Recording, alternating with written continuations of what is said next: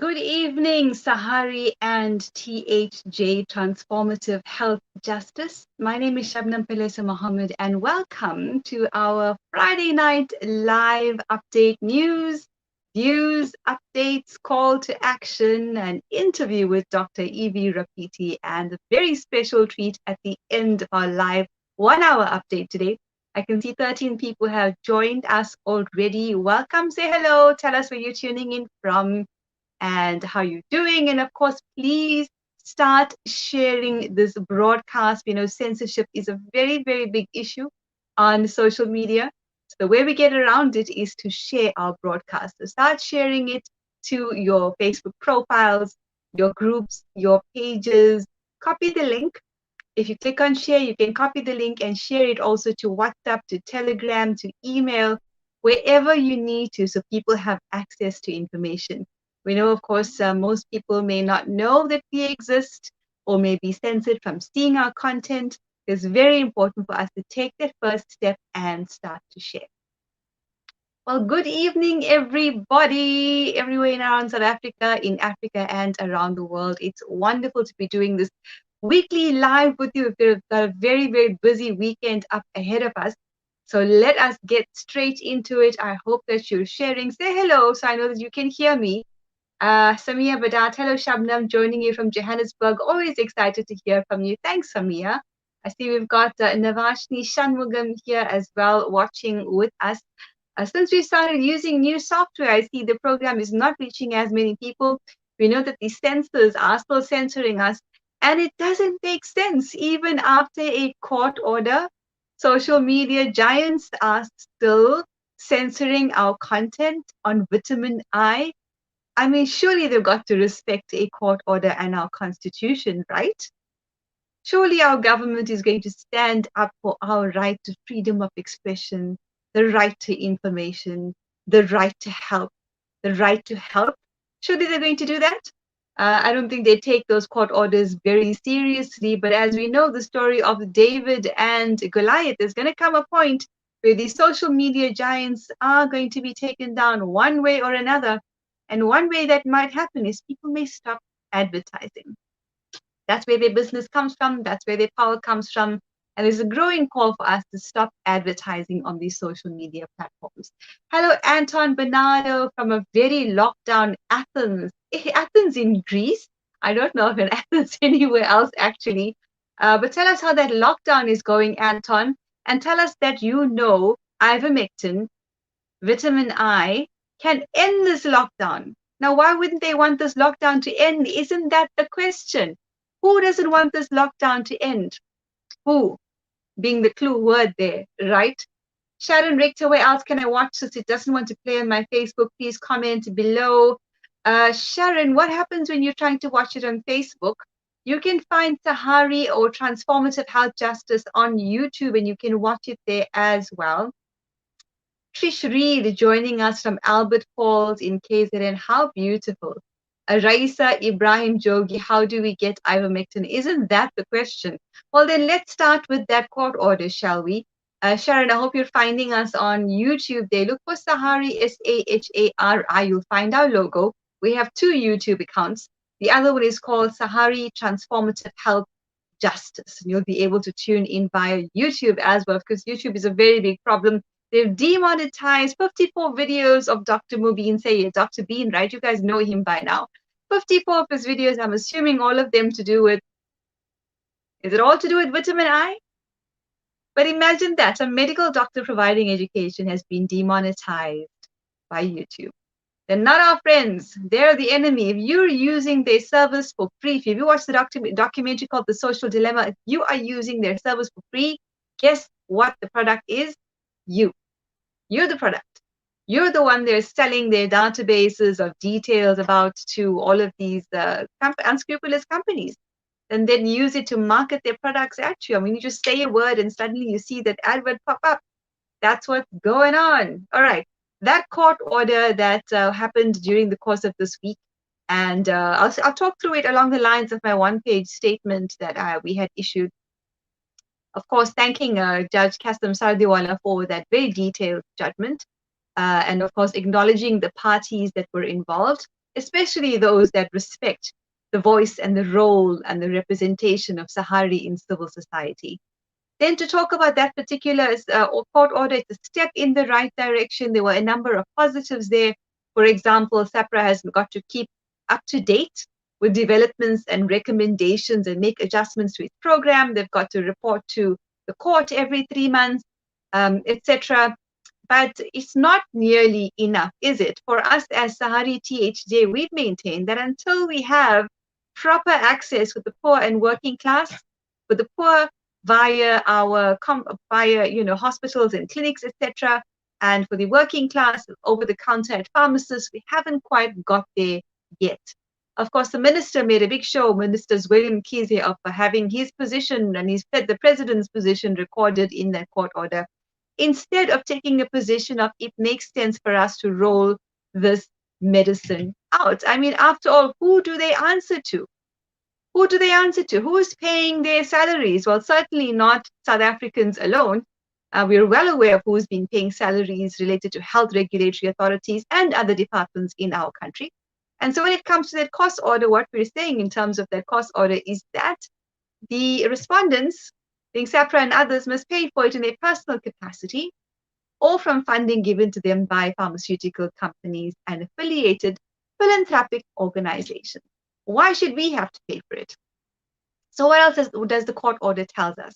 It confirms that compound pharmacies can make the medicine. So if you can get a script from a doctor and take that to a compound pharmacy, you will be able to access unfinished ivermectin product. The alternative is a finished product via SAPRA's Section 21 process, which we reject with the complete contempt in which it deserves, for it being cruel, inhumane, and unconstitutional. Of course, it discriminates against those who cannot afford a Section 21 process. But we've got a challenge. There are certain compound pharmacies who either don't have the product, who don't know enough about ivermectin, who are refusing to actually supply the product. And there are still doctors who don't know enough about ivermectin, who are scared for some reason. I've got a message from someone telling me that he's talking to a doctor who's scared to script. Where is this fear coming from now that there's a court order? I mean, surely that confirms. Give me 1 second. Sometimes when the cat needs to leave the room, we need to give them that opportunity. All right. But where exactly are people going to access this from? So compound pharmacies, if you can get a script and from a doctor who understands ivermectin and that pharmacy is willing to dispense it, you can go by that route. Alternatively, SAPRA's rubbish Section 21 process, compassion, you know that whole story, which of course needs to be declared unconstitutional on the basis that it is discriminatory, etc., and cruel, inhumane, irrational, and all of that. But what the court order does tell us is all along ivermectin has been safe. But you'll remember from the very beginning, some of these experts and compromised media who were not doing their own research, saying that it's dangerous and it's toxic and it's not safe. But now this court order just confirms to us that ivermectin is safe. All these months of lies that need to be undone by our media, it's an appeal we're making. If you're in mainstream or commercial media or community media and you have created disinformation, misinformation, or censorship on ivermectin, it is your responsibility to correct it. It is your responsibility to do independent research, right? That's what we're calling for. All right, let's look at a couple more comments. I'm watching. Hello, Marshall. Helgis will not play. Sorry, we're having trouble with playing this video. So Facebook is creating problems with this. You need to access via YouTube. Try YouTube, if not Facebook, people. We have to use alternatives. They're very, very scared of us, quite clearly. Why? I can't imagine why. Maybe because the power of the people is stronger than people in power. All right, look for the YouTube. Look for our YouTube, Sahari. Look for the logo or look for Sahari Transformative Health Justice and you'll be able to tune in from there. Abigail Liberty, I know you're having problems watching this live. That's atrocious. Absolutely atrocious. But we'll be sharing it after this broadcast as well. Suzette Jasmine says compound medicines do not have a NAPI code and will not be paid by medical aid. Isn't that insane? Medical aids is another issue that our membership have asked us to take on. The kind of crimes and corruption that's going on in medical aids certainly is an issue we need to take on. But of course, We need more capacity and support to be able to do that. We've got to hire people to take on these very important issues. We need staff to be able to help us to work on these issues, and we're building in that direction. Now, again, SAPRA intends to appeal this court judgment on I think it's two reasons. One, that it wasn't part of the settlement, or it wasn't a prayer requested by any of the applicants that SAPRA should report to the court every 3 months. First of all, who's going to pay for that appeal that you want to lodge, SAPRA? Who's going to pay for it? We certainly don't consent for you to be wasting the hard-earned resources of the people in this country to go and fight other battles in court. Instead of doing your job and confessing that ivermectin is safe and effective and cheap and should be rolled out. In fact, how long did we even take to get a statement out of SAPRA on that court outcome, right? Why are you appealing it? Who is asking you to appeal it? Who is paying your salaries exactly? Trish Reed, I live in Farming Valley. I'm not a farmer. If I can get a script, what or where is a compounding pharmacy in KZN? So Trish, if you search for compound pharmacy and KZN in South Africa, you should be able to come up with associations, lists, and contact details. We are, however, trying to put those details together of compound pharmacies, and doctors who live by the Hippocratic Oath and are trying to save patients' lives, including Dr. Rapiti, who we'll be seeing very, very soon in this broadcast. Sharon Richter, have you found us on YouTube? Absolutely ridiculous what Facebook is doing. Absolutely ridiculous. We certainly need to stop advertising on these platforms. We need to stop, because we give them the power to be able to censor us. And we need to move to other platforms. Now that you're telling me this is what's happening, we're going to have to find alternative ways for you to have access to this information. And of course, there's still the matter of this confiscated stock, right? All that stock that was confiscated, no one's talking about where it is. No tests have been done. What's going to happen to this confiscated stock of ivermectin? Where is it going to go exactly? Why is no one talking about it? We have a right to know. Wouldn't you agree? We have a right to know what happened to this confiscated stock. Whose pocket is the profits of that stock going to disappear in? Are you going to destroy it ahead of this third wave that's been promised, when our numbers are astonishingly good and being lauded around the world? Two reasons: herd immunity and ivermectin. The very two concepts and ideas that have been rejected by compromised science and media from the very beginning. Trish Reed, great. I want to keep all of our people safe. All right, a couple of things we want to clarify. There was an article in what I think is called the British Medical Journal, another compromised publication, that wrote a hit piece about ivermectin, that didn't look at any of the research, that cherry-picked weak studies that have been debunked, that did not reference Dr. Tess Lawrie or the FLCCC or any of the other doctors who have evidence and meta-analysis and the clinical studies and the country experience about ivermectin. None of it by this journalist in the British Medical Journal. They also referenced Sahari very disparagingly towards the end of the article, to say that it's a runaway movement that formed on the basis of local doctors and what they were doing. Absolutely not true. Sahari was launched on the 2nd of January on the basis of research that I had been doing about vitamin I, and having come across the testimony of Dr. PK from the FL, you know that one. That's why we decided to launch Sahari. It had nothing to do with anything else. So that is in fact a lie. And of course, then they go on to try and paint us as anti-V word, right? To try and discredit us and sort of reduce us to all we're doing is the People's Medicine Campaign, which, by the way, is extremely powerful. And that's the only reason they would bring it up. But all we're doing is giving out flyers in public space. It couldn't be more transparent that this is actually a hit piece. And anyone that wants to disparagingly call people anti-V needs to, one, do their homework. Otherwise, you're just anti-science or anti-human rights. If you're okay with buying products from the kind of companies who have that kind of track record, I don't know. But I do know there's doctors and scientists who are speaking out about what's happening as a result of the V word. Of course, our Minister Mkhize has come out and said he's talking about a compensation scheme. It's a scheme, that's what it is. Basically, if you get injured, like we've been saying all along, you will have to sue your own government for those injuries, because our government has signed indemnity agreements with a big pharma. Why would they need to do that? Why would big pharma need to be compensated or indemnified against any injury or death? Why? Why? Emergency use authorization. Shortcuts. Unnecessary. Now that we have vitamin I, and that's why they've been fighting it all along. They have to roll out their agenda. They have to keep this lockdown going because it's highly profitable for organized mafia. Sharon Richter, where can we watch on YouTube? Live is not playing on Facebook. Type your answer here. I can't hear you if you answer on video. If you're not able to, all right, let me try and type it in here, guys. Absolutely ridiculous. Let us try and type it in for you. YouTube is Sahari or Sahari Transformative Health Justice.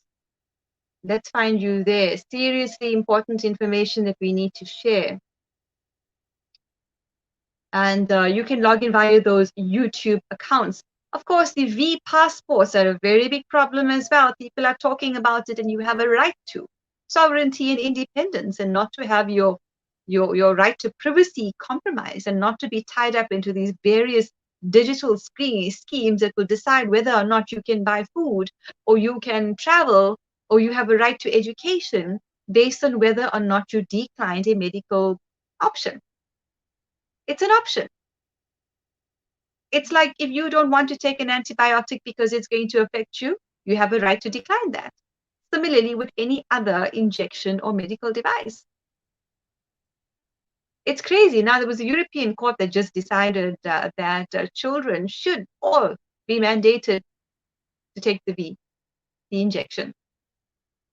That in a democracy, the views of the majority are more important than the views of the minority. Having said that, it's a perceived minority.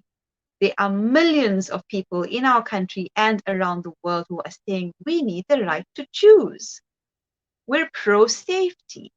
You can call us what you like, but we have a right to choose. And you do. And I hope you're finding us on YouTube. I can see the numbers are very low. It's exactly what happened last week. And now that we confirm, we're going to have to make it very clear where else you can access us. Sharon, let us know when you find us on YouTube.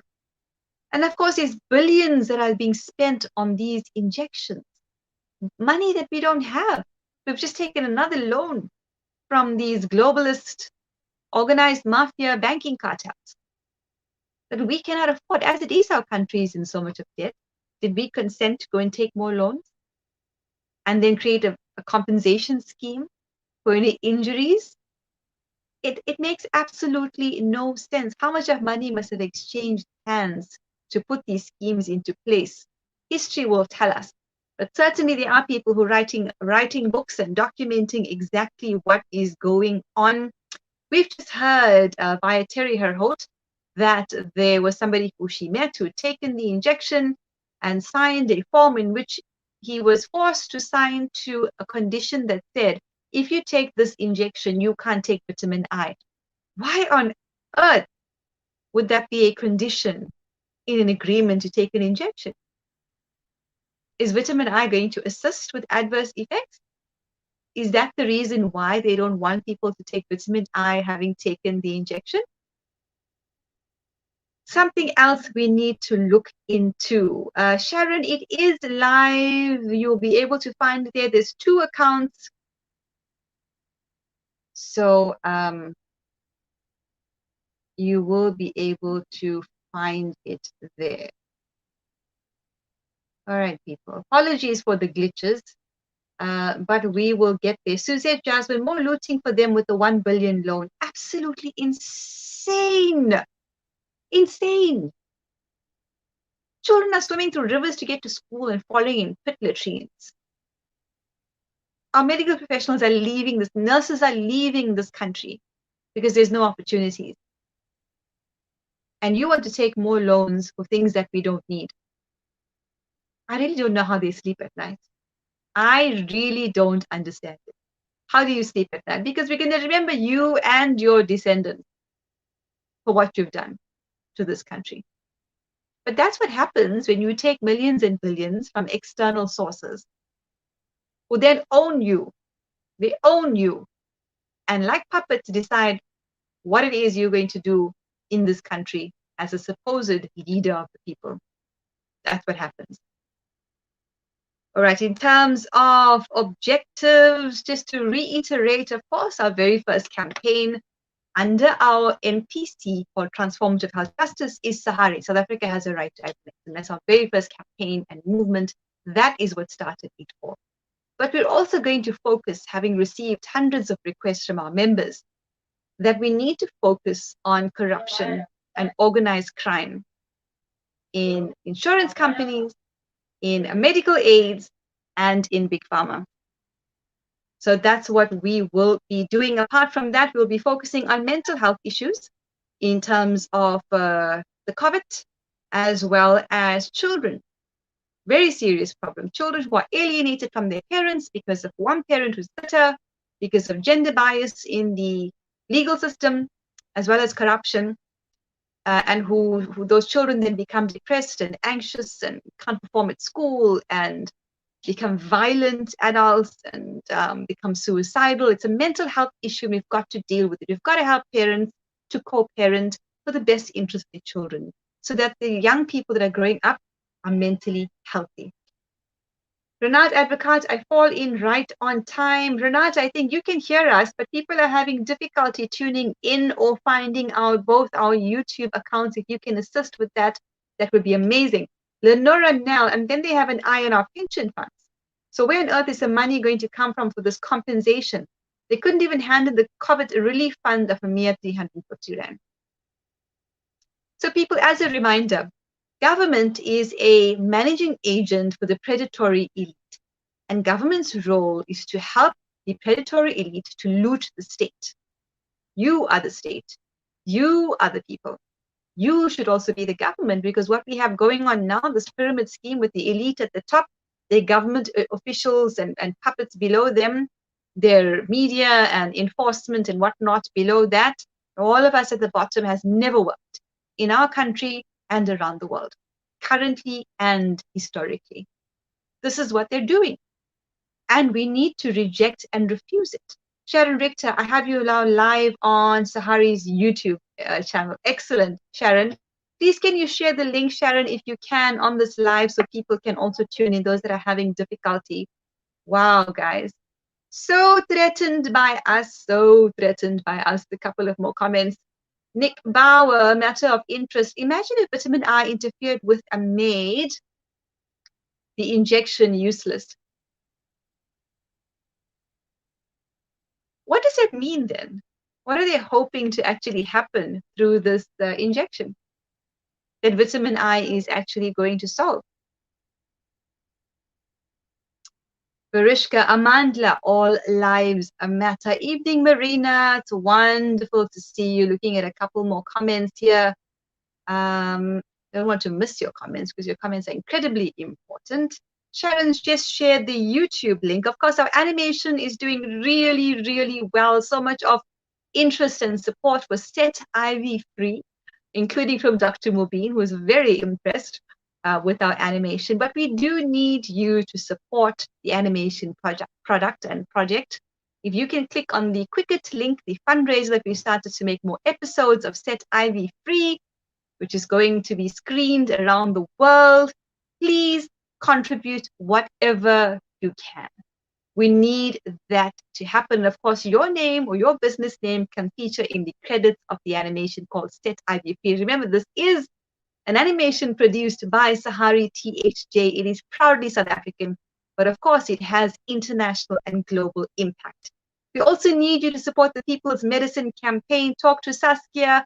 We need to roll out updated flyers and stickers. We're also planning to roll out distribution of the vitamin I, especially to our poor and those who don't know anything about it. So please, you need to contribute whatever you can to help us make that happen. And of course, we're rolling out some merchandise, so keep an eye out for that coming up very, very shortly. You would have seen a video on our Telegram group. If you're not on Telegram yet, please join our Telegram as much as we've got happening on Facebook. And we try and keep you updated with content regularly. Much of it is censored unless you fixed your notifications from highlights to all notifications. And you need to join our Telegram. Lots of activity going on there. Remember, of course, to sign our petition. Very, very important. We have big plans for that petition. What I want to do now is bring on Dr. Rapiti, Dr. EV Rapiti. You might have seen his video earlier on our Facebook as well as Telegram and WhatsApp. And he's a brilliant doctor who's very much in support of vitamin I and is a very proud Sahari THJ member. We're going to have a conversation with him.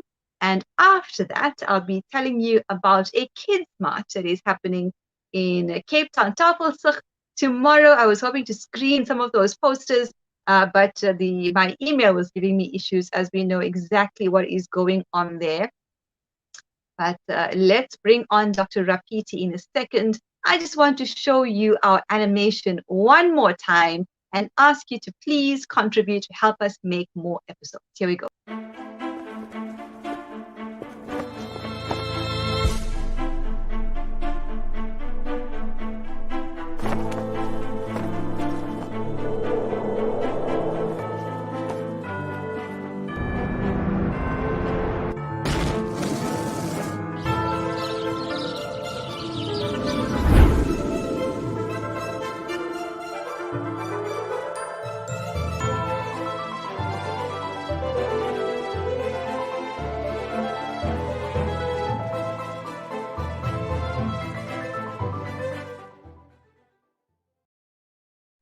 So that's the French version that's been screened in France in very popular media platforms. I'll just play the English for you very quickly.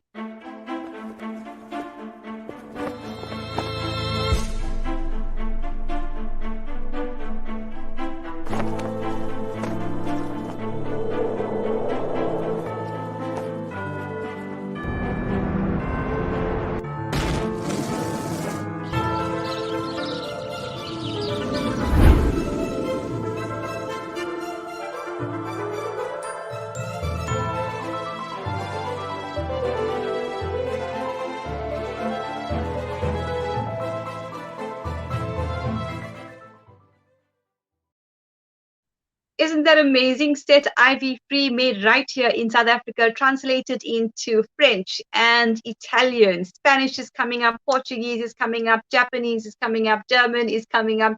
All of the languages, including isiZulu, Afrikaans, isiXhosa. We need help with those translations. Please contribute to help us create more episodes of this animation and make it go viral around the world, as well as contribute to our People's Medicine campaign and our community distribution campaign of vitamin I. That we need to do what our government are failing to do. All governments fail the people, which is why we need to take back power. We're going to now welcome Dr. Rapiti, and we'll wait for him to just link in there again.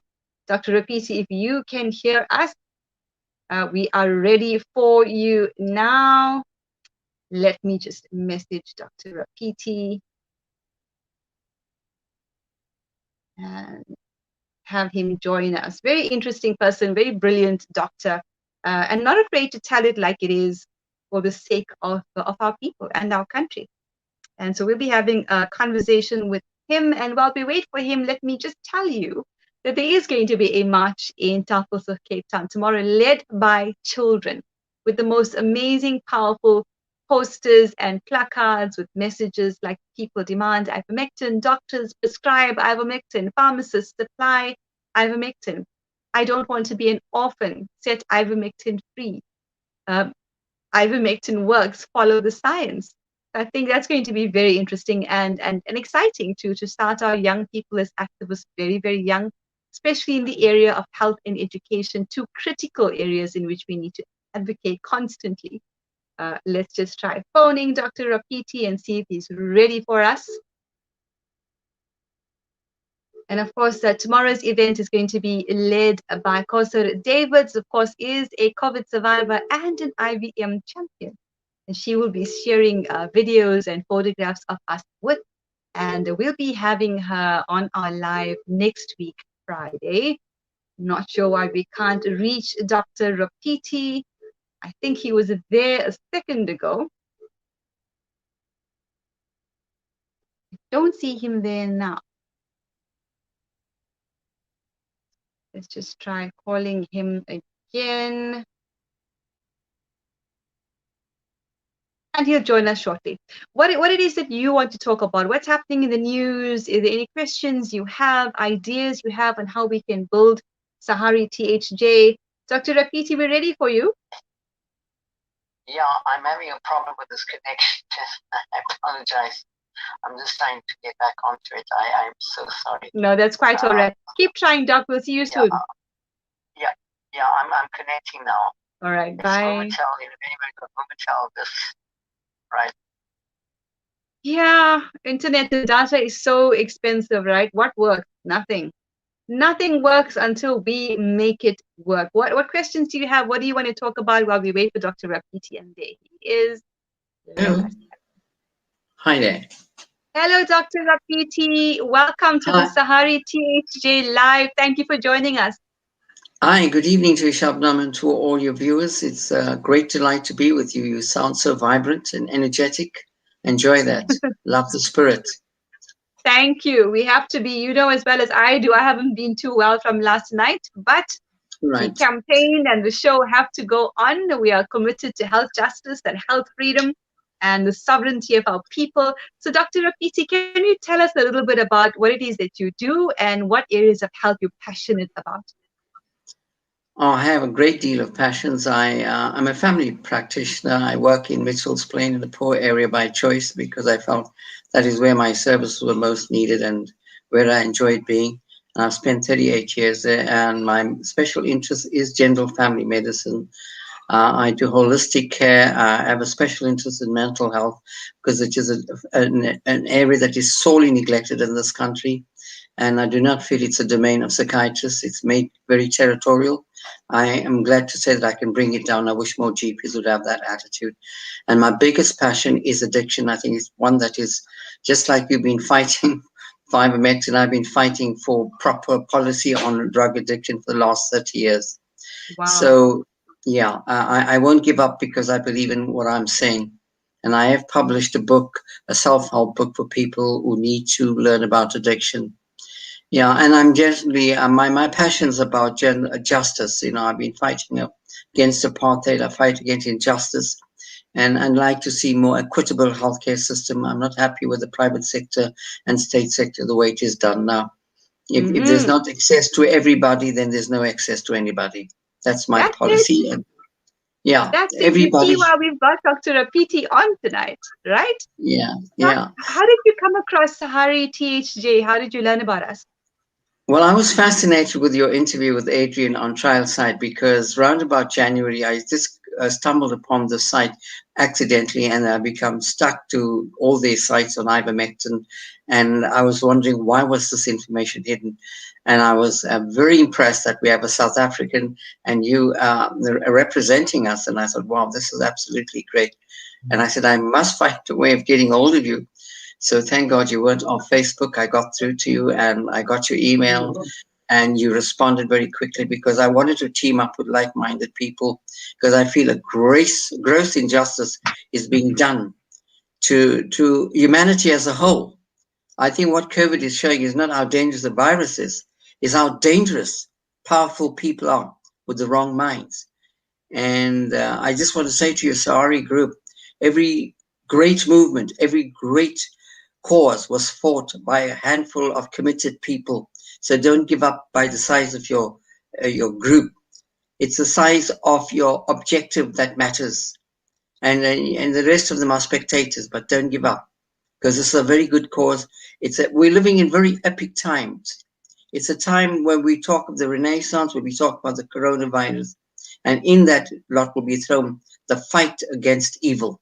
We're fighting against I think the human beings on earth are worse than the corona. If corona had a voice, they'd be a little more empathetic. But I don't think we have big pharma, big governments that Hmm. can be so ruthless to people. It's Such a utterly powerful, ruthless. powerful statement there, Dr. Rapiti. We'll take a couple of comments here. Um, Susan Horak, totally agree. Healthcare should be accessible and affordable to all Facebook users. So good to have you on here, Dr. Rapiti. Thank And you. Sharon asking about the new court ruling. Sharon, of course, SAPRA is appealing that. A little earlier on, we were talking about that court ruling, but maybe we'll see. Maybe we'll get into it a little later on. Dr. Rapiti, you did a brilliant video which you shared on Sahari, the group, on Facebook, on our Transformative Health Justice page, on WhatsApp, on Telegram. And one of the most important pieces of content in that video that you did is the 9 or 10 reasons why ivermectin should be rolled out. Can you take us through Yeah. those reasons? Yeah, look, the first thing is I think we near total destruction if we don't deal with this virus because this virus is really smarter than man, as tiny as it is. It'll just mutate and we can create new vaccines, make the big pharma rich. But eventually, if we don't find a way of fighting this virus, there isn't much chance of our existence. That's number one. Number two, I think we're now fed up of these lockdowns because the parliamentarians are getting their salaries. But what about the firms that are closing down? Businesses are closing down. I work in a very poor community. It's so heartbreaking, so draining to listen to people say, I did not get my pay, I got underpaid, I'm going to be retrenched, I might be losing my house. I don't think this can go on. And I would understand if we hadn't had a solution. We have a solution with ivermectin. We need to put the world's economy back onto its feet. I mean, for heaven's sake, we have airlines grounded. There's no tourism. The Western Cape relies on tourism. It's the biggest money spinner in the country. I mean, for the Western Cape. I mean, why are we sitting back where we can solve this? I mean, imagine we have ivermectin everywhere and everybody's safe. I mean, you get sick, nothing's going to happen to you. I mean, I've seen enough cases of people using ivermectin and getting better. The next thing is that it'll take us out of the state of, miserable isolation. I don't think we realize what it's doing to society. Like I've said, I do a lot of depression and anxiety. I've seen 8-year-old children coming to me with severe anxiety disorders, fearing that they've got COVID. I'd ask them, what is your fear? And they'd say, I think I've got COVID. I'm talking about an 8-year-old boy. And then a 72-year-old man comes to me with this abdominal pain, and this is so easy. We treat psychosomatically. We do not go to the underlying. I asked him, what was his problem? He said, I'm worried I might die. I might not see my grandchildren. So we need to stop the isolation. Then we're worrying about new variants. And with ivermectin, you don't need to worry about it because it's peculiar or particular way of acting on the virus. I think I need to I don't want to get too technical, but to make it simple, it's not a virucidal. In other words, it does not kill the virus. It's virostatic. In other words, it blocks its entry. What's a good thing about this is that you would not get resistance to it. Now, when we talk of antibiotic resistance, people probably are familiar with that. But because this is a virostatic, and it's got about 4 ways in which it acts, so whichever way the virus wants to be smart, ivermectin will be there. That's our savior, not man. Ivermectin. So that's a great major plus point. The other thing is that there's no major interdictions to it other than in pregnancy and young children. There too, I won't go into in great deal of detail, but I think if there's a risk to the mother, and I heard Dr. Stone make this point, and I agree with her, if there's a risk to the mother, then you're going to have to take that chance and give ivermectin to that pregnant woman because, a dead mother with 3 children is worse than a mother that's alive and without the baby. I know it sounds a bit harsh, but it's a question of a risk against benefit. There's a lot we need to learn about ivermectin. There's lots we're going to learn about it. And for Big Pharma, they need to be really scared because this is an extremely potent drug with a lot of potential in a lot of other domains. It is Complete also game suited. changer. Absolutely. Then the next thing is very suitable for people who cannot take the vaccine. I mean, we've seen so many horrendous effects. I mean, one would say the reaction, they're not the reaction. the bad side effects of the vaccine. And death is not a side effect. I mean, if you look at ivermectin stats, in 40 years, only 450 people have died, and that's a very tiny amount out of 4 billion doses. Remdesivir is one of the antiviral drugs. That has had about, I think, something like 1,000 in a year. Now, translate that into 20 years. You're looking at 20,000. Yet the WHO, the FDA, has said nothing about remdesivir. I mean, and yet it's a dangerous drug. But yet ivermectin has got a terrific record. They are skeptical about it. So, yeah. So from that point of view, it's a very suitable, and I think a lot of people have become skeptical about the vaccine. I took the vaccine and I got the flu. So here's evidence for it. I've come across nursing sisters who come to me having taken the vaccine. The vaccines are really not tried and tested. They're on the trial stages. And I think it's a bit preemptive to say, oh, they are very safe. They are the panacea for solving the problems of the world. Really, that this is a big sing and dance story. And I would have probably bought it if we didn't have ivermectin. And I'm going to elaborate a little bit more about what my futuristic thinking about ivermectin. So Big Pharma better listen, because they need to go and dig themselves a grave and jump in it. I think we need to be forthright about this. It's probably now there is another serious condition, and I think the government of South Africa needs to understand this. Healthcare doesn't stop when you are discharged from hospital. It's the worst place to live. If I landed in hospital with COVID, I'd rather die, because what you will come out after that is with a long haul syndrome situation, because it's not all and wonderful. You're going to spend 100,000 rand staying in hospital, get oxygen, you come out alive. How do you come out? Well, there was a study on 44,000 people who were admitted in Europe. And in that time, they found 33% of them were readmitted within 140 days. So what's a big deal? It wasn't because of COVID. It was the effect that COVID had on their organs. And of that, 12% died. So what I'm saying here is that if you're waiting for somebody to go to hospital and then treat them with ivermectin, you've actually gone to the station when the train has left. To all those respiratory, I'm no virologist, but I'm a thinker. If you're using remdesivir in the late stage, you need your head read, because there ain't no virus body in your lungs. It's finished, kaput. So you're wasting money and wasting time. So it also tells you remdesivir is a waste of time. If you want to use this 4,000 rand drug, you use it initially. That's when the virus is there, the first 7 days. So the whole world needs to get it, because everybody's got it in the first 7 days. Unaffordable, not very effective compared to ivermectin. If I had my choice, the whole world should just get it. If I could put it in the water and let everybody get it, we'll probably have a better chance of killing this virus, get on with their life, and start righting the wrongs that are happening at the moment. The other important thing is, I need to mention this about the long haulers. It's a very serious condition, and one mustn't downplay it, because people 3 to 4 months after they get the infection are feeling sick, tired. Some of them can't even get out of bed. And if you go to a GP or doctor, a specialist even, and tell them I'm not feeling well, and if they can't find any test on you to prove what's making you feel that way, it's supratentorial. Everything we can't figure out properly is in your head. It ain't in your head. This is the aftermath of COVID. COVID has a long, drawn-out illness. I'm not saying this happens to everybody, but to a great number of people. And it is not nice. You have COVID, you get over it, but you don't get over the total illness. And that's called the long haulers. But we don't get too technical and tell you what the thing. But the treatment there again, ivermectin is the only thing that works, nothing else. I've listened to lots of YouTube specialists who've used ivermectin on people who have, it's an autoimmune problem, and I'm going to mention that in a later stage as well. Then it is the only drug that can be used in all stages. I mean, we don't have any other drug. You have things like, I'll just mention, I'll run them for you, monoclonal antibodies. They're darn useless. Convalescent plasma, very expensive. It does nothing.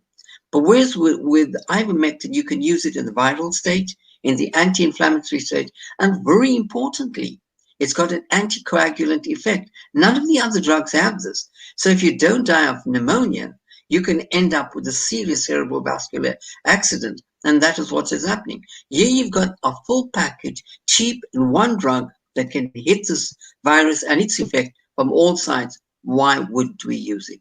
I know, you know, it's not even too hard to guess. So I'm not going to insult your viewers' intelligence. Here's a cheap drug. Here's a very effective drug. It's been tested and tried. It's safer than aspirin, but the WHO thinks it's a little dangerous. I think somebody needs to send some brains out to those guys out there. They're missing it. You know, you need brains to think, you know. Yep.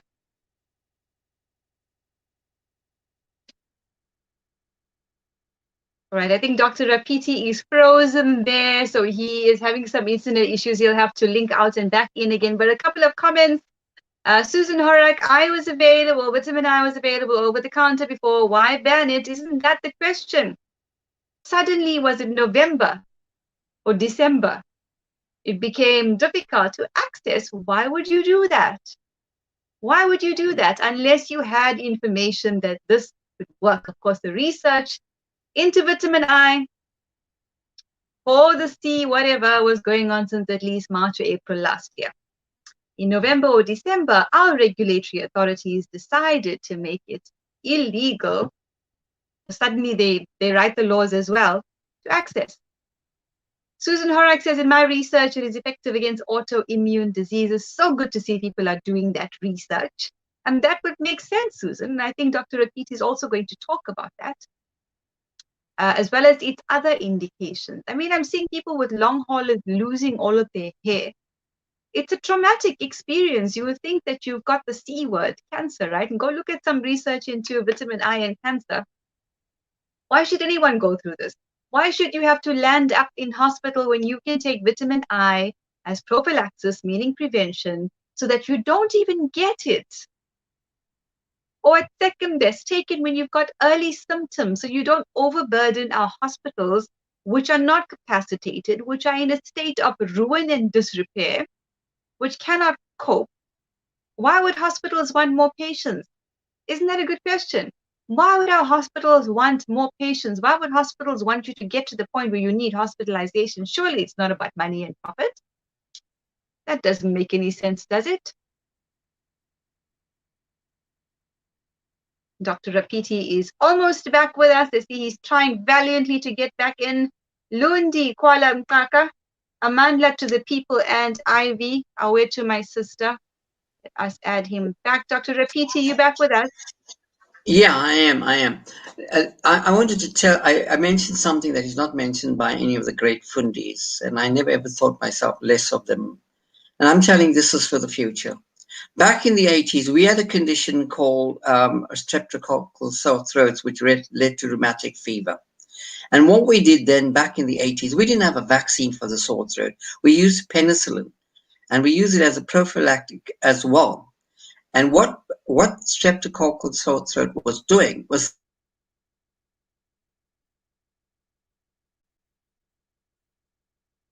All right, Dr. Rapiti's internet is playing games with him there, but we shall continue. Very interesting. Penicillin was used as prophylaxis for the sore throat that often led to other serious, more dangerous illnesses.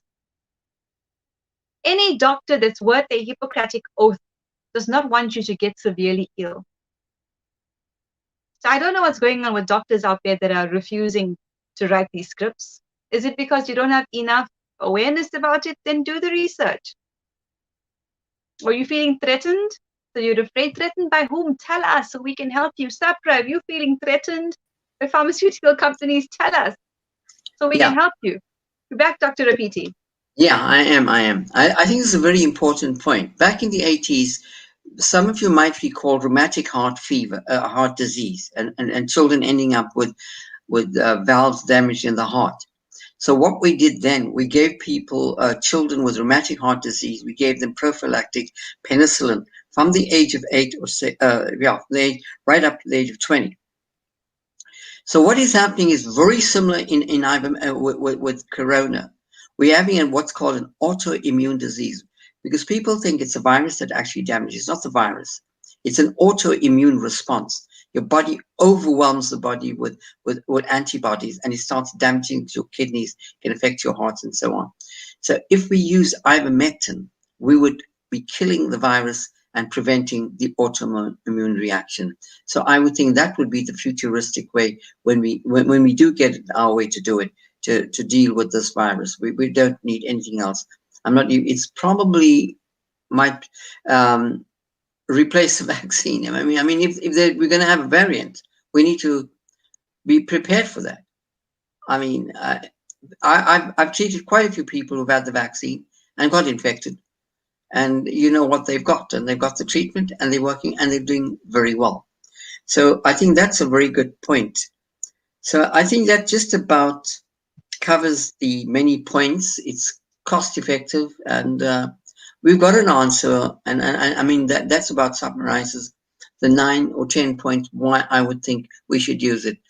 Insofar as about it being harmful and dangerous, I think that's a lot of poppycock and rubbish. I think we need to call a spade a spade. 44 billion doses, no other drug has been used in that magnitude. And by the way, the 450 people who died, nobody's done proper studies on this ivermectin, how they died. My suspicion is that when this ivermectin killed the worm, it's called onchocerciasis, it's river blindness. The proteins of those dead worms probably caused an anaphylactic reaction and killed them. So it's not the ivermectin. Right. So if one did a proper study, you'd find that there's probably hardly any deaths. It sounds a pretty innocuous drug. And another important area for this drug, and I think why the big pharma is afraid, is that people who've had Alzheimer's or had fugue or forgetfulness seem to have done extremely well. There's another condition I need to mention, and then this is a society called the ME, myalgic encephalitis, what people call the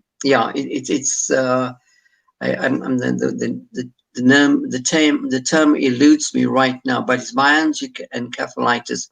It's where it affects the mind and the body, where people get extremely tired and ill, and this could happen also with long COVID.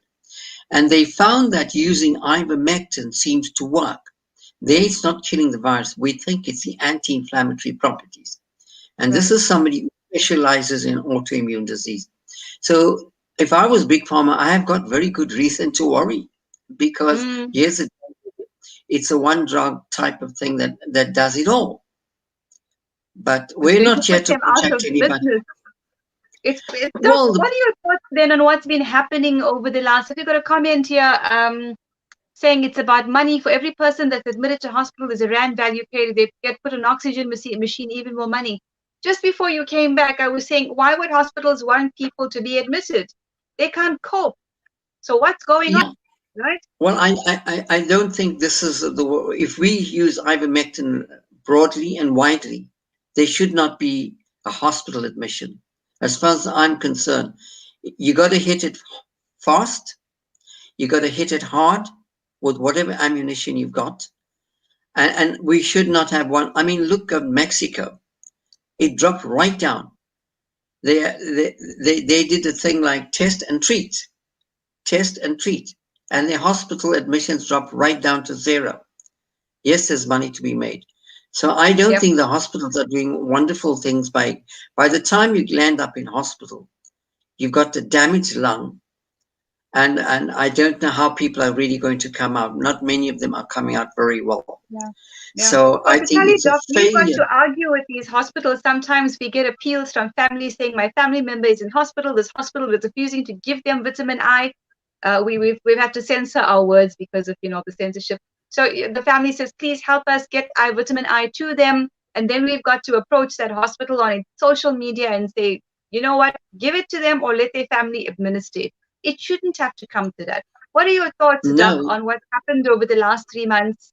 And, it's in particular in respect of SAPRA, the WHO and Big Pharma. I think they've lost the plot. In fact, they've exposed themselves. They've lost their credibility. Like you would have seen my post, I said the WHO should be called WUO, meaning World Unhealthy Organization. Because when you got evidence like ivermectin cures 83%, 0 deaths, 0 hospital admissions, why would you not approve it? I mean, this is total rubbish. Because if you get a new drug today that can give you an improvement of 30%, that's considered very good. Are they blind? 83%? You do the guesswork for your audience. Why would a reputable organization refute such evidence coming from established and renowned scientists? It makes me worry. I mean, so I don't. It's pretty obvious that there's no science behind this. There's no logic behind this, and the rubbish that they're talking about double blind. SAPRA asking for double blind trials. I want to say to SAPRA, it is damn unethical to do a double blind trial when you know a drug is good. It's actually it's tyranny. When you know a drug can work and you're asking somebody to be given blank bullets, that is criminal. And I wouldn't want to be the CEO of any of these companies, because if there's a just body, just organization out there, they will put them on trial. It's quite simple, Shabnam. If I made a mistake with you, it's a crime. If I made a mistake, if I withheld a drug from you that I knew would help you, you could sue me. Why isn't the same kind of law being applied to the WHO, the FDA, the NIH, and SAPRA? Why don't they come out and debate? Agree with you. They keep asking. I wrote an article. Yes. I mean, the information I get, I'm a busy guy. I ain't got time, but I make it my business to know about it because my patients are worried. These people sit on boards, nothing to do. They have more time than I do. I make it my business to know about it because my patients are worried. All right, Dr. Rapiti is frozen there again, Facebook playing games, but we will get the message through. As you can see, Dr. Rapiti is very knowledgeable and very passionate about what's going on.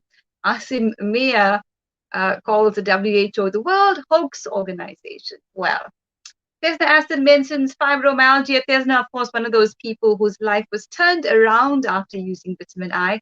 Zahira Kasim, who wrote a brilliant support message for Sahari THJ yesterday. I was so speechless at what you said, Zahira, that I haven't even replied yet.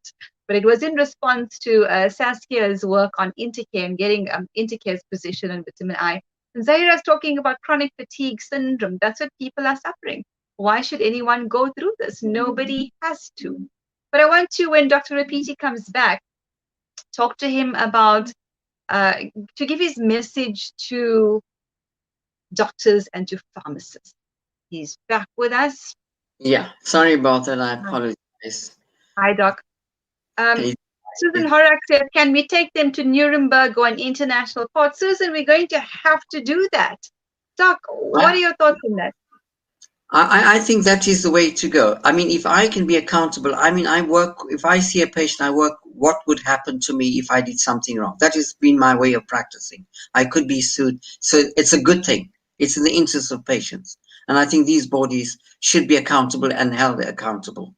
I think Doc, what is your message, Doc? Because there are some doctors who are very hesitant still, who seem not to have done the research over the last 3 months, or there's even after a court order, they're still hesitant to prescribe ivermectin because we're still stuck in that space where it has to be prescribed, unlike in India where they just rolled it out and saw a steep decline. We're still living in God knows which century. But what is your message to doctors who are hesitant or refusing, and to pharmacists or pharmacies that are hesitant or refusing? Well, I'd like to know what would be their reasons. You have an 83% success rate in cure, no hospital admissions, no deaths. Why would you be opposed to it? It's been used, over 4 billion doses of it have been used. It's been around. There's so much of testimony towards it. I can understand a pharmaceutical company being afraid, but a doctor, you ought to read. I mean, your medical qualifications don't guarantee you knowledge for the rest of your life. You got to be kept up to date. You're as good as you read, not what your title tells you. So Right, Dr. Rapiti, I think is frozen again. They're giving us such a hard time with this, but I think on his side it's an internet issue. Another big problem that we face as South Africans, the astronomical, obscene, and nauseating price of data, which means people don't have access to this conversation. So please continue sharing this video across all of your platforms, your social media, your chat, your emails. We'll send out a link afterwards so you can continue sharing it. And we'll have to find other ways to make sure that more people have access to this conversation. But we'll wait for Dr. Rapiti to come back into the broadcast to continue the rest of our conversation with him.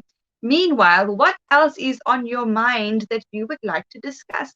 Again, if it's about access to ivermectin, comment here from Varushka Somamem that public interest case loading. Absolutely. How dare SAPRA say they're going to appeal the court judgment? The basis of their appeal is that none of the applicants asked for them to come back every 3 months, neither was it part of the settlement agreement. A judge who is astute, who understands the evidence, who can see what's going on here, and who knows that your organization as a regulatory authority needs supervision, is in the public interest going to ask you to come back and report every 3 months. What's the problem with that? Unless you think that you're more important or superior to the court, or the court's discretion, or the court's judgment, they're going to lose that one. Who's going to pay for it? Dr. Rapiti? Yeah, I was thinking with regards to the doctors, I really cannot give you a good reason because, I mean, the minute I saw it and I saw the results, I was totally taken aback. And I mean, then I studied the actual mechanism of action. It all makes a lot of sense. So, I mean, if you look at the number of hospital admissions that were reduced, the deaths that were reduced in countries that used it, like Mexico, Peru, I can't see the reason. It's safer than aspirin.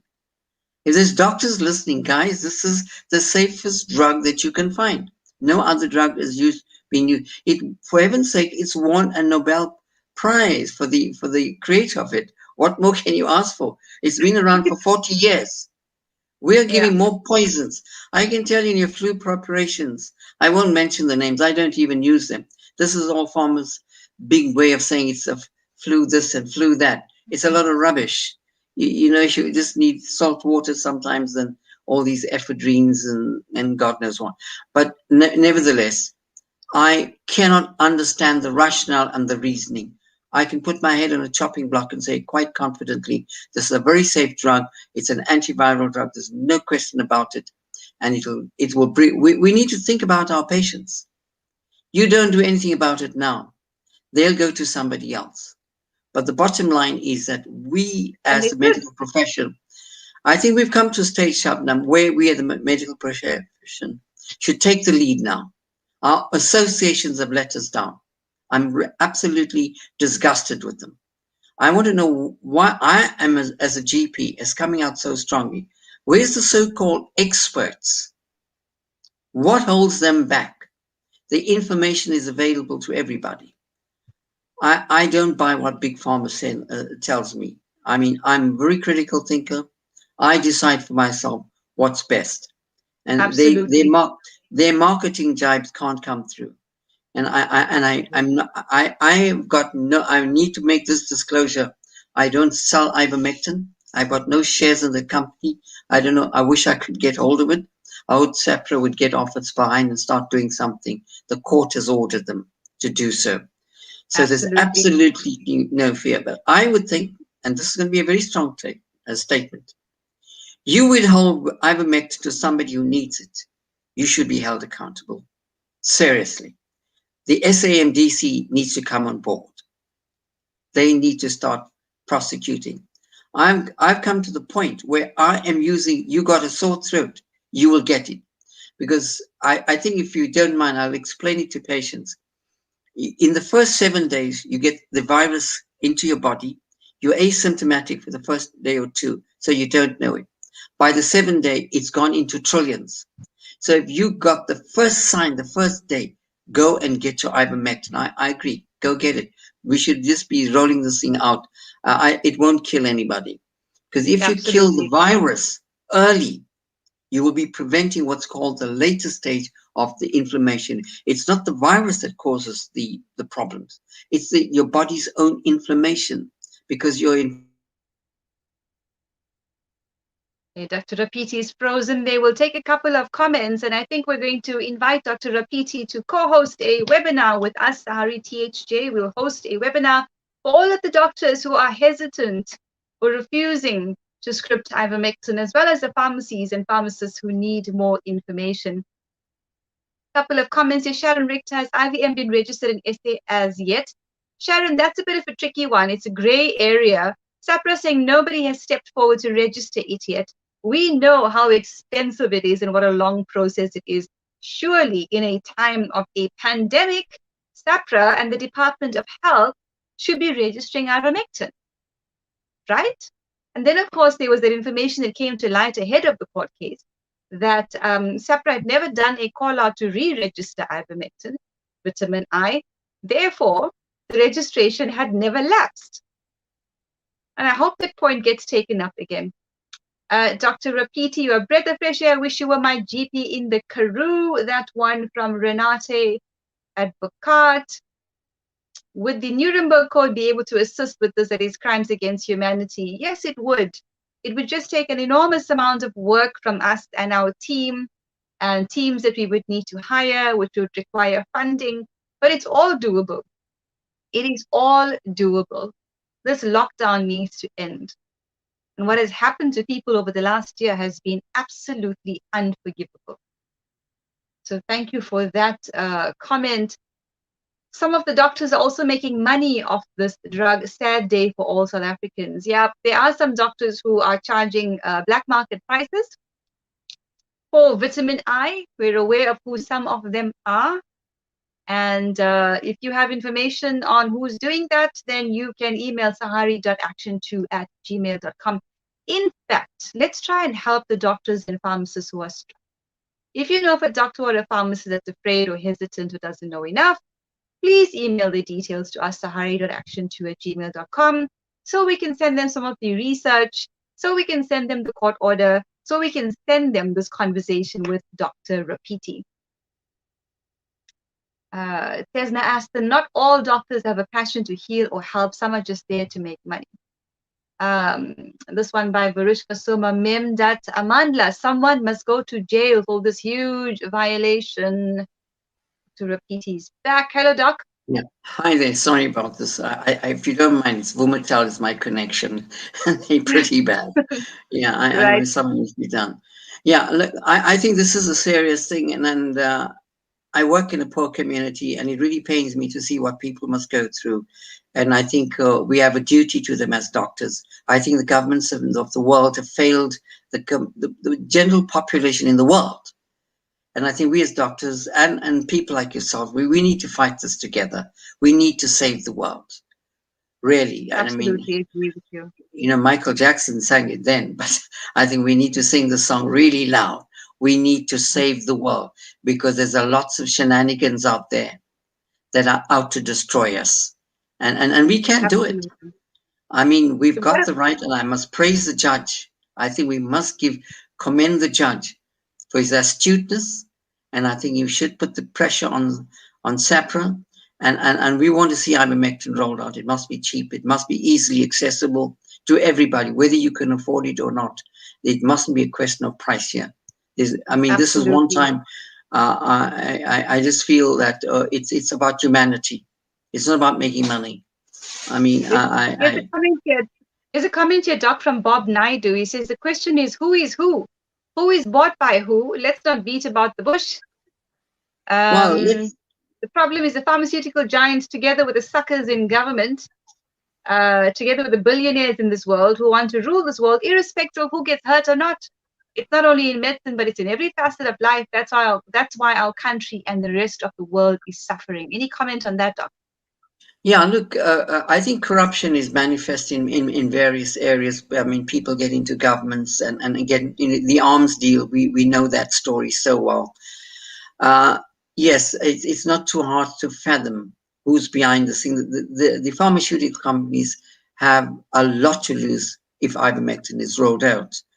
And so the most likely guess is that they're behind this whole thing. But at the end of the day, how long can you get away from it? The more I say, the greater the opposition, all it says is how great the drug is. If this drug wasn't so great, there wouldn't have been such a great opposition to it. And That's a very good point. what my suggestion would be is we may look. One of them is Merck. Let's not beat about the bush. Merck is the originator of ivermectin 40 years ago. They were so thrilled about its effects, they donated it. That's how charitable they were to the whole of Africa. What do they say in 2021? They can't vouch for its safety. Now let's take this a little step further. Their scientists have said, now they don't tell you who's the name of the scientists, cannot vouch for its safety, but then you get the WHO saying they can't vouch for its safety, and who's their reference? Merck. Since when do scientists, it's an insult to the scientists of the world that you go to a drug company to get your research. I have a rep, Shabnam, comes to me. He comes with all his charts. I says, pal, I need somebody else to be the guinea pig. I ain't going to give it to my patients. I can see right through your graphs and your fancy packaging. It's what inside. Now, where's the critical thinkers? We don't have enough. For those doctors who doubt ivermectin, you need to get a course in critical thinking. Because, yeah, I mean, it's easy. It's so easy peasy. And this rubbish about double-blind trials, I mean, for your listeners or viewers out there are other ways to prove a drug, and that is observational studies.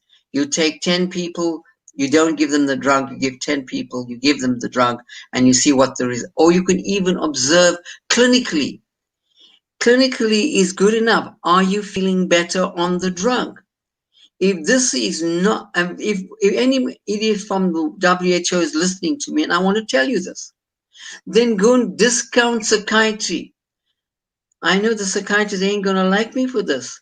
Psychiatry is the most inexact science. There's no blood pressure or blood reading to see whether you're depressed. You answer 10 questions, and if you answer 5 of them, you are depressed.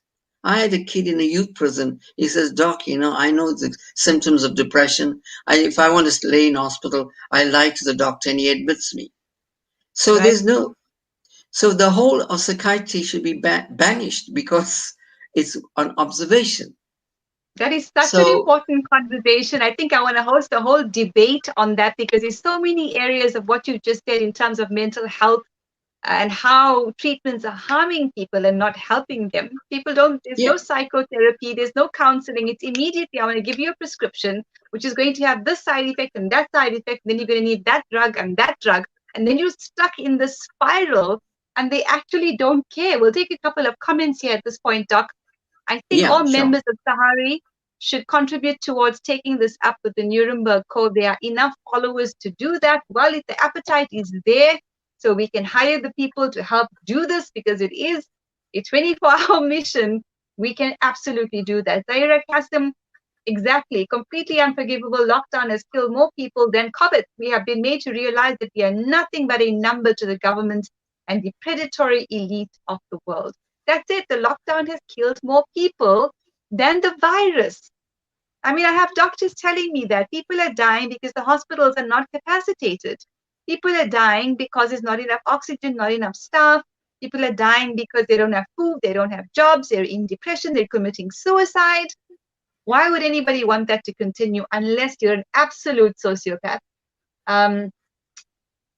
Varushka Soma Memdat, we want Dr. Rapiti to come back, please. Shabnam Palesa Mohammed, absolutely. Absolutely, we can bring him back. We knew exactly why we wanted to have him on. He is a doctor who's not afraid to tell it like it is. And we're hoping that other doctors and pharmacists and health professionals out there are inspired by what it is that this doctor is saying, right? Doc, what is your message to the public throughout this whole saga and everything that you've just said? What's your message to the public, especially those that are still afraid or brainwashed by what they've seen in compromised media?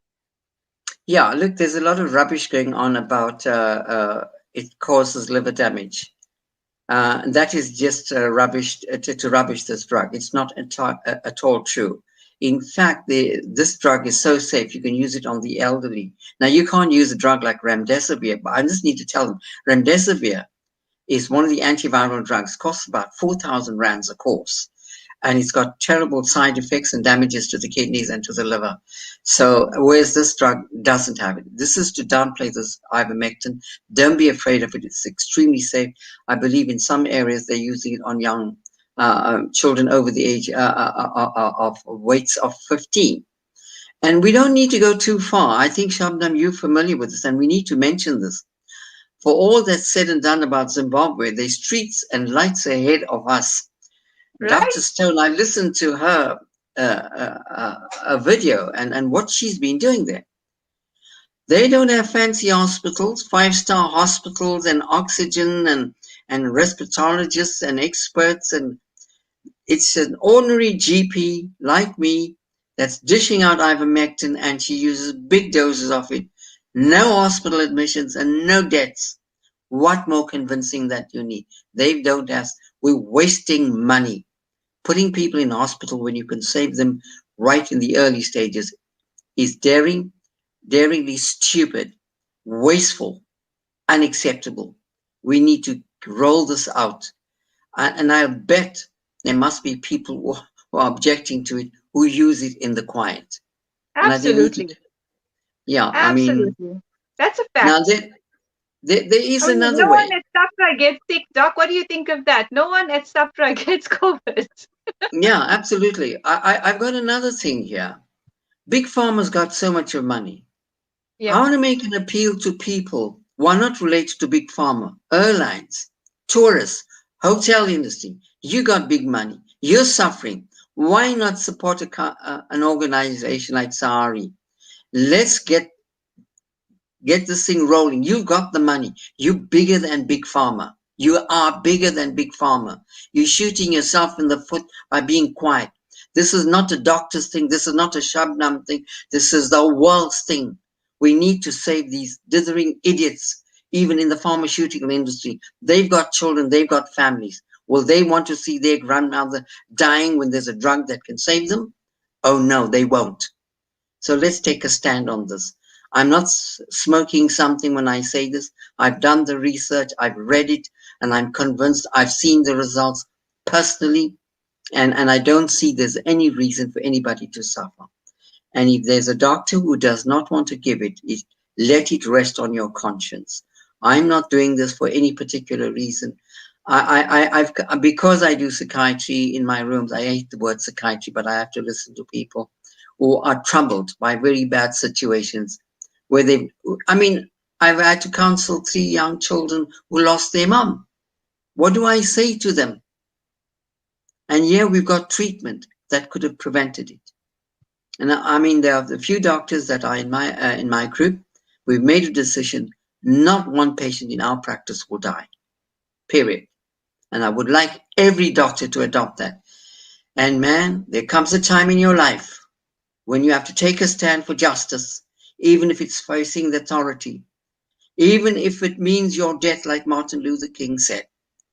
Every man should have a cause or a reason to die for.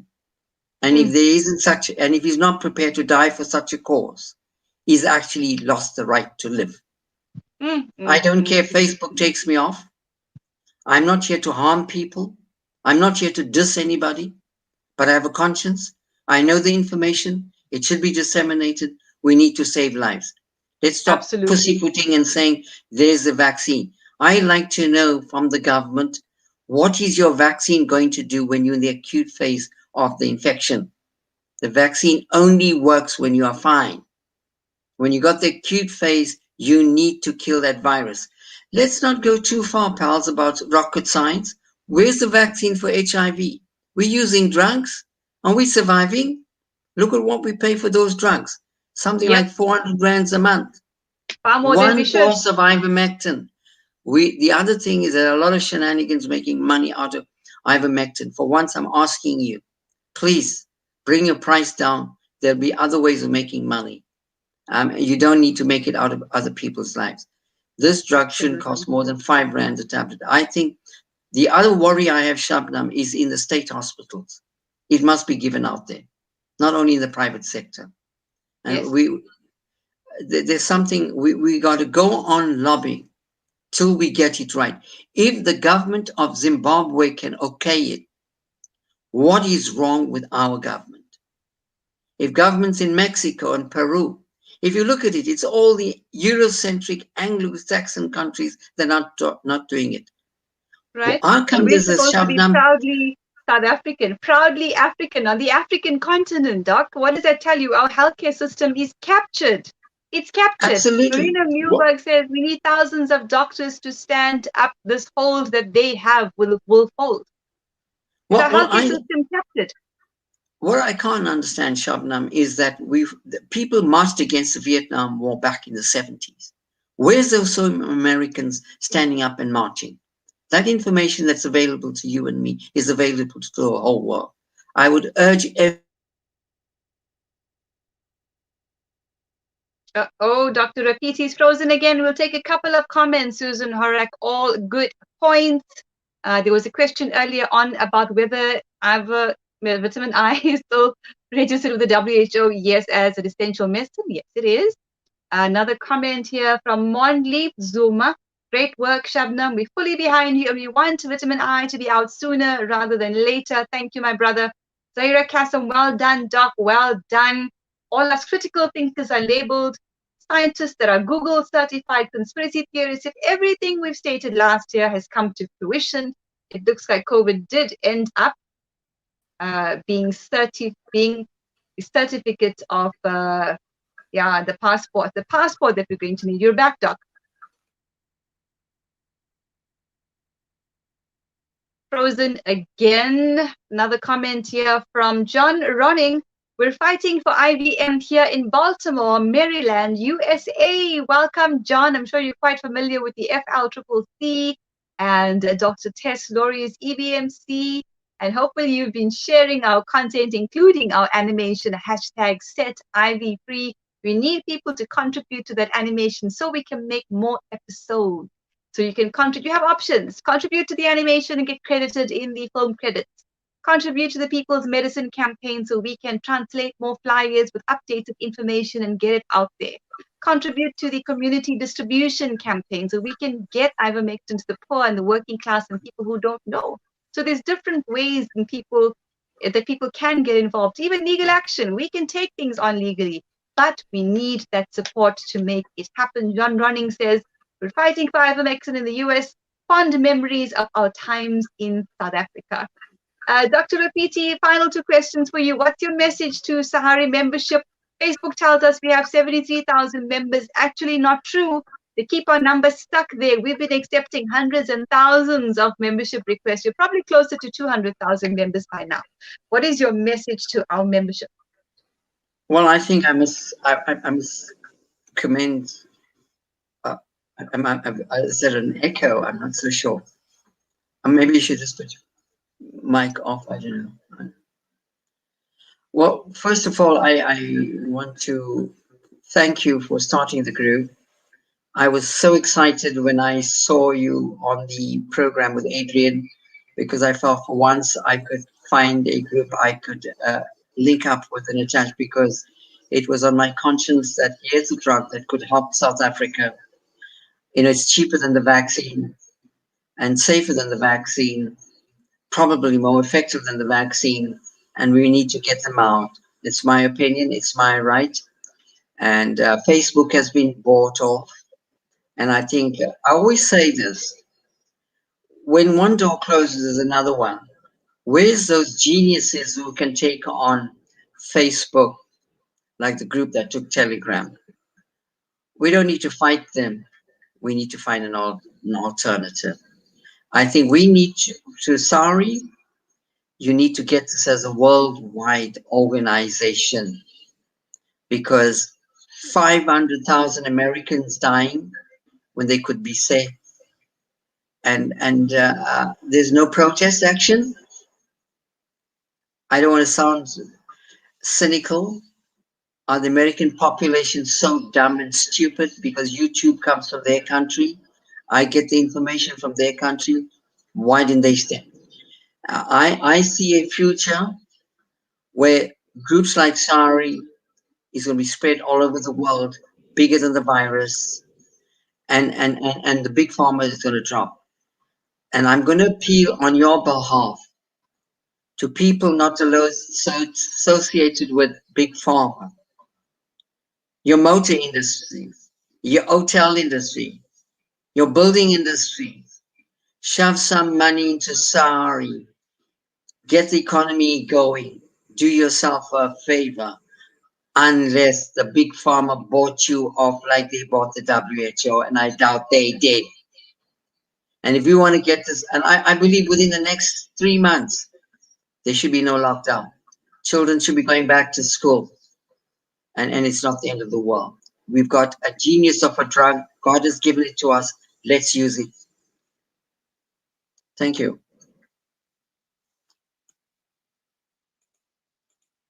I can't hear you. My apologies there. We'll take 2 more comments before we say goodbye. Zaira Kasim, our government is a part of the whole Agenda 2030, and they've completely captured. The population of Africa is dispensable, and South Africa is leading the way, sending us all to the slaughterhouse. Absolutely. Susan Horrock says Europe is also finding their doctors who prescribe it. So this is a global push not to prescribe it. Well, that's why doctors need to get organized so that you don't become victims of the system. Get yourself organized in organizations and unions and go to court if you have to. But that's what we need to do, right? I mean, the fact that they're finding doctors who prescribed it tells you everything. Doctors have a right to prescribe what works. Article 37 of the Helsinki Declaration, they have a right to do that. But clearly, we've got a big fight ahead of us, and we're very proud to have Dr. EV Rapiti with us as a member of Sahari THJ. And we will continue to be working with him. We'll bring him on for more live conversations. We'll have webinars with him, educating other doctors and pharmacists and skeptics on ivermectin. Thank you very much for joining us, everyone, this evening. Please remember to share this live across all your platforms. Such important information. And I have yet to hear a South African doctor speak out the way Dr. EV Rapiti has spoken out and taken on the system. That is what we need. We need to stand together as civil society and take back our freedom and end this lockdown and set IV free. What's coming up tomorrow? We are going to be hosting This is Africa. I've got 5 guests lined up. Going to be interesting trying to broadcast that one as well. Reino de Beer talking about whether lockdown is unconstitutional in relation to that court case.